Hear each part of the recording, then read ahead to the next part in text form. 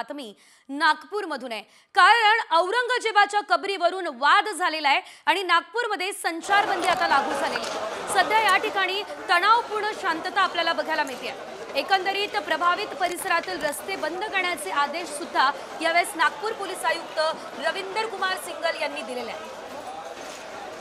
जे पुढील सूचना मिळेपर्यंत बंद राहणार आहे। पुढील सूचना मिळेपर्यंत निर्बंध लागू राहतील। तर या आदेशाचं उल्लंघन करणाऱ्यांविरोधात भारतीय न्याय संहितेच्या कलम 223 नुसार कारवाई सुद्धा होणार आहे। हा इशारा त्यांनी एकंदरीत दिलेला आहे। नागपूरमध्ये सध्याची नेमकी परिस्थिती काय आहे ती सुद्धा आपण ग्राफिक्सच्या माध्यमातून जाणून घेऊया।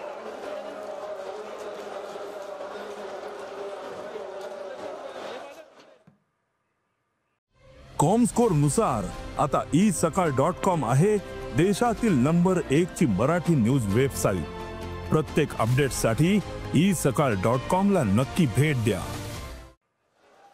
नागपूरमध्ये तणावपूर्ण शांतता आहे। परिस्थिती सध्या नियंत्रणात आहे। पोलिसांनी रात्रभर कोम्बिंग ऑपरेशन सुद्धा या ठिकाणी केलं असल्याचं आपल्याला बघायला मिळतंय।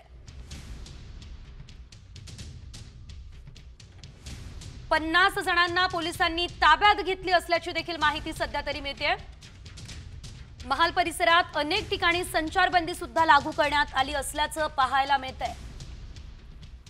नागपूरमध्ये सर्वच ठिकाणी पोलिसांचा कडेकोट असा बंदोबस्त तैनात करण्यात आला आहे। सोशल मीडियावर आक्षेपार्ह मजकूर पसरवणाऱ्यांवरती नजर आता असणार आहे।